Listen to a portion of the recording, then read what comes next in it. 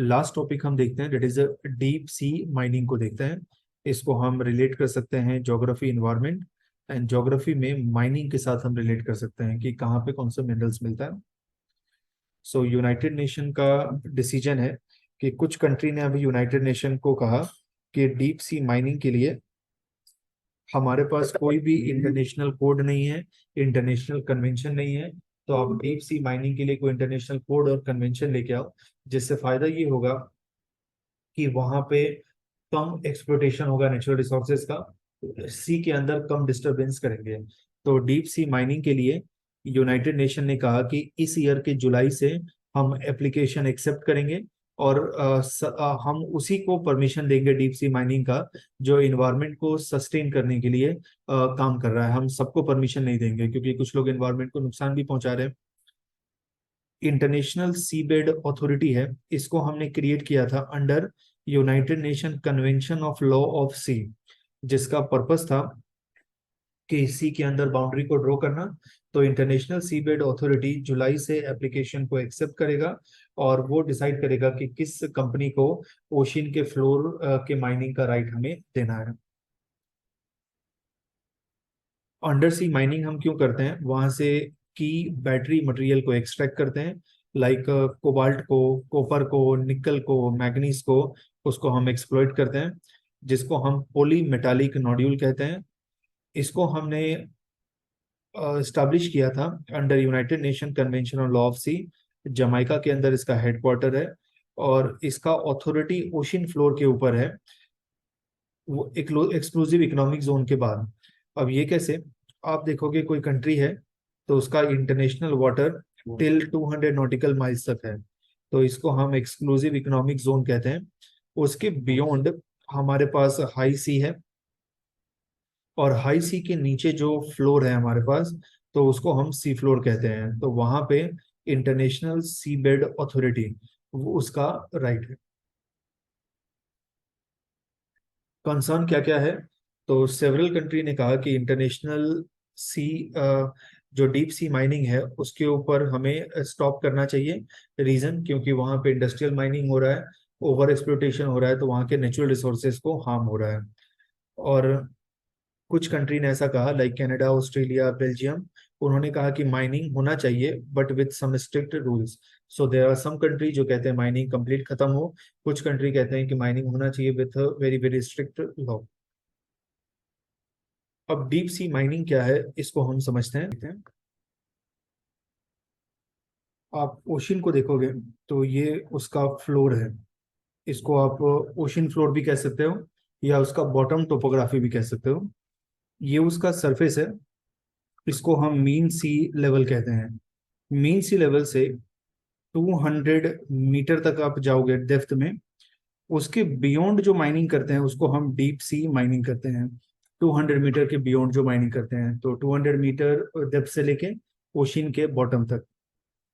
तो deep sea mining is a process of retrieving mineral deposit from deep sea bed ocean below 200 metre below sea level. क्यों इसका requirement पड़ा, क्यों हमें deep sea mining करना है? तो उसका पहला रिक्वायरमेंट है कि लैंड के ऊपर डिपॉजिट धीरे धीरे कम हो रहा है, क्योंकि लैंड पे जितना भी डिपॉजिट था, जितने भी मिनरल्स थे, उसको हमने एक्सप्लोर कर दिया, या they are on the verge of getting end, और मेटल्स का demand day by day increase हो रहा है। तो इसको डील करने के लिए, शॉर्टेज को डील करने के लिए डीप सी माइनिंग हमें करना है। लेकिन अब इससे प्रॉब्लम यह होगा, जैसे वीडियो में हमने सुना था, कि वो हमारे हैबिटेट को डिस्ट्रॉय कर देगा, स्पेशली कोरल रीफ को या मैंग्रोव्स को, जो सेंसिटिव इकोसिस्टम है, और बहुत सारे स्पीसीज को वहां पे खत्म कर देगा। तो डीप सी माइनिंग के लिए हमारे पास एक ऑर्गेनाइजेशन है, IUCN, international union for conservation of nature. वो स्पीसीज को कैटेगराइज करता है, क्रिटिकली इंडेंजर, इंडेंजर, वल्नरेबल। तो उसने कुछ क्राइटेरिया दिया है कि ये क्राइटेरिया फुलफिल होना चाहिए। तो उसमें से एक क्राइटेरिया है कि आप एसेस करो कि वहाँ पे मिनरल्स कितना है, इफेक्टिव रेगुलेशन होना चाहिए, और उससे जो डैमेज हो रहा है उस डैमेज को मिटिगेट करेंगे, मिनिमाइज करेंगे। डीप सी माइनिंग का पर्पस ये होता है कि वो फूड और कार्बन सेक्वेस्ट्रेशन में हेल्प करता है। जैसे लैंड पे जितना हम कार्बन को स्टोर करते हैं, उससे 4 टाइम ज्यादा कार्बन को हम ओशन के अंदर स्टोर करते हैं। और ओशन के अंदर अगर कार्बन का लेस स्टोरेज होगा तो global warming, green house gas effect वो ज्यादा प्रोमिनेंट होगा।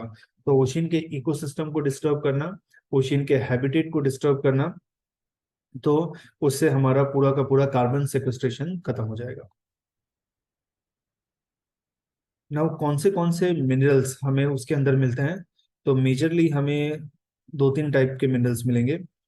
एक हमें मिलेगा पॉलीमेटालिक नोड्यूल्स, दूसरा कोबाल्ट रिच फेरोमैग्नीज क्रस्ट, और थर्ड पॉलीमेटालिक सल्फाइड। ये तीन चीज हमें मिलेगा। तो जहाँ पे ब्लू कलर है, ये देखो, ये पॉलीमेटालिक नोड्यूल है। जहाँ पे ब्राउन कलर है, लाइट ब्राउन, कोबाल्ट रिच है। और जहाँ पे डॉट में ब्लू कलर है एट दिस प्लेस, वहाँ पॉलीमेटालिक सल्फाइड मिलेगा। पॉलीमेटालिक सल्फाइड उस जगह पे मिलता है ओशन के अंदर जहाँ पे वोल्केनिक इरप्शन होता है, क्योंकि वोल्केनिक इरप्शन होगा तो सल्फर सरफेस पे आएगा। तो इस जगह पे हमें ज्यादा मिलेगा, जो हमारा पैसिफिक रिंग ऑफ फायर है यहाँ पे। और नंबर टू, ओशन के मिड में हमें मिलेगा। तो जहाँ पे ओशन का मिड ओशनिक रिज है वहाँ पे वोल्केनिक इरप्शन होता है, एंड सर्कम पैसिफिक बेल्ट है वहाँ पे वोल्केनिक इरप्शन होता है। तो ये वर्ल्ड के कुछ जोन है जहाँ पे हमें मिलता है। उसके बाद ओशन के जोन को हम कैसे डिवाइड करते हैं, तो उसको आप देखो। सरफेस से लेके 200 मीटर तक ओशन का डेप्थ है, तो उसको एपी पेलेजिक रीजन कहते हैं। देन 200 मीटर से 1000 मीटर तक है तो मीसो पेलेजिक रीजन कहते हैं। 1000 मीटर से 3000 मीटर है तो बैथी पेलेजिक रीजन कहते हैं। 3000 मीटर से 5000 मीटर है तो एबिसी पेलेजिक रीजन कहते हैं। तो ये सबसे डीपेस्ट रीजन है, और ये जो है वो सबसे सरफेस पे है। नाउ डीप सी माइनिंग करते हैं तो उससे क्या क्या प्रॉब्लम होता है। सबसे पहले माइनिंग डस्ट क्रिएट होता है। तो माइनिंग डस्ट से देखोगे तो यहाँ पे पूरा का पूरा डस्ट वाटर में स्प्रेड हो जाता है, और वाटर में जब स्प्रेड होगा तो वहाँ पे विजिबिलिटी कम हो जाता है। तो वेल, डॉल्फिन, दूसरे एनिमल जब होते हैं तो उनका विजिबिलिटी कम हो जाता है। दूसरा, ये ज्यादा हीट को एब्जॉर्ब करेगा जब ये पूरा डस्ट यहाँ पे इंक्रीज हो जाएगा। इसकी वजह से नॉइज प्रोड्यूस होता है, तो बहुत सारे एनिमल का हियरिंग कैपेसिटी है वो डिस्टर्ब हो जाता है। प्लस यहाँ पे जो स्ट्रक्चर है उस स्ट्रक्चर को भी हम डैमेज करते हैं। जैसे ये कोई सी माउंट है, यहाँ पे मिड ओशनिक रिज है, उसको भी हम डैमेज कॉज करते हैं। सो डीप सी माइनिंग के नुकसान क्या है? इंडिविजुअल पे क्या नुकसान है? इंडिविजुअल स्पीसीज पे, population that is a group of individual, and ecosystem पे क्या नुकसान है? तो इकोसिस्टम पे फिशरीज में नुकसान है। लेस फिश का प्रोडक्शन होगा, लेस फिश का रिप्रोडक्शन होगा। सी फूड का कंटामिनेशन होगा, उसमें harmful chemical like cobalt, Mercury, carbon transportation होगा एक जगह से। जैसे ओशन के अंदर बहुत सारा कार्बन है, आप जब मिनरल्स उसमें से एक्सप्लोर करोगे तो वो सारा कार्बन एटमॉस्फेयर में रिलीज हो गया, ग्लोबल वार्मिंग कॉज करेगा, और बायोडाइवर्सिटी का डिप्लीशन होगा, कम होगा। पॉपुलेशन में कम्युनिटी कंपोजिशन चेंज होगा, कुछ स्पीसीज का पॉपुलेशन इंक्रीज हो गया, कुछ का पॉपुलेशन कम हो गया। इमिग्रेशन होगा, वहां से स्पीसीज मूव करके किसी और जगह चले जाएंगे, उनका डेथ होगा, मोर्टालिटी होगा, उनका फिटनेस, उनका हेल्थ डिक्रीज होगा, उनका रिप्रोडक्शन डिक्रीज होगा। इंडिविजुअल पे रेस्पिरेटरी डिस्ट्रेस आ जाएगा। ऑडिटरी डिस्ट्रेस मीन्स जो सुनने की कैपेबिलिटी है। Reduce feeding, reduce visual communication. Buoyancy issue means water के अंदर जो वर्टिकली अपवर्ड फोर्स होता है, और वाटर टॉक्सिक हो जाएगा। तो in short, deep sea mining अगर रेगुलेटेड वे में हम नहीं करते हैं तो जिससे ओशन इकोसिस्टम को बहुत नुकसान होगा। अभी तक हमारा कैसा है कि एयर हमारा पोल्यूट हो गया है, सरफेस वाटर हमारे पोल्यूट हो गए, दैट इज रिवर है, अंडरग्राउंड वाटर पोल्यूट हो गया है। बट आप ओशन को देखोगे तो ये काफी हद तक प्रिस्टीन है, इसके इन्वायरमेंट को काफी हद तक हमने बचा के रखा है। लेकिन अगर डीप सी माइनिंग अनरेगुलेटेड वे में कहेंगे तो वहां भी वही कंडीशन हमें दिखेगा जो may be Ganga river, Yamuna river में कंडीशन हमें दिखता है। तो ये चीज हमें ध्यान में रखना चाहिए। और दूसरा, अभी हमारे पास रिसोर्सेज का शॉर्टेज है, इसलिए हम डीप सी माइनिंग करते हैं। फॉर एग्जाम्पल, सी में से भी सारे रिसोर्सेज खत्म हो गए, फिर क्या करेंगे? सन में जाएंगे। सन में भी खत्म हो गया तो अर्थ में ड्रिल करते करते अर्थ के कोर में जाएंगे, वो भी खत्म हो गया तो फिर करेंगे क्या हम इनसे? तो हमें ये देखना चाहिए कि जो भी रिसोर्सेज है उसको हम प्रॉपर वे में यूज करें, और जो भी रिसोर्सेज है उसका ऑल्टरनेटिव डेवलप करें rather than going for new location. तो ये पूरे इस वीक का न्यूज है। कुछ डाउट है किसी टॉपिक में, यू कैन। तो जीडीपी को डायरेक्टली इफेक्ट करता है। नहीं, ऑयल का प्राइस वो डिपेंड करता है कौन से कंट्री का जीडीपी है। जैसे ऑयल का प्राइस बहुत हाई है, तो जो ऑयल सप्लाइंग कंट्री है उनके जीडीपी को इंक्रीज कर देगा।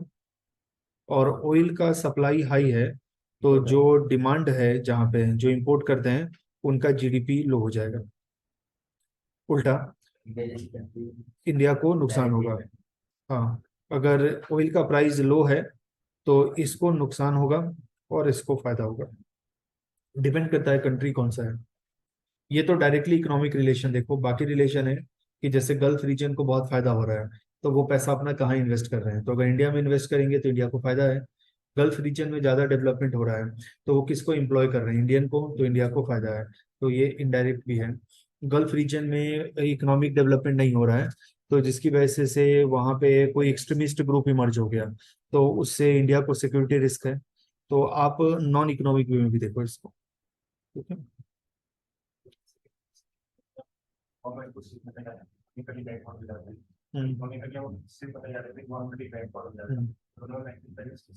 बैलेंस इसलिए कर सकते हैं कि इन्वायरमेंट को हम उतना एक्सप्लोर करें जितना उसका कैरिंग कैपेसिटी है।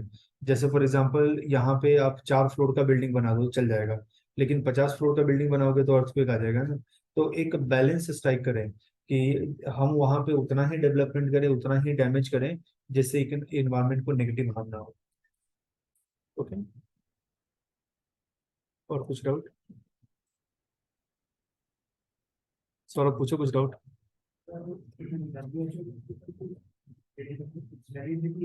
हाँ। हाँ,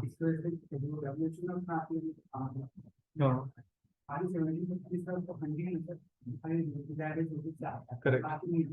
बाकी Bill Gate foundation one of the largest उसका फंडर है। करेक्ट।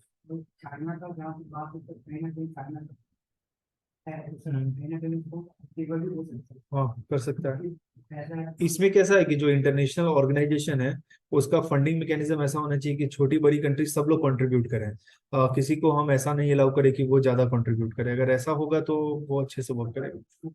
हम्म, तो इसलिए ये न्यूट्रल नहीं है। करेक्ट। और कुछ डाउट? या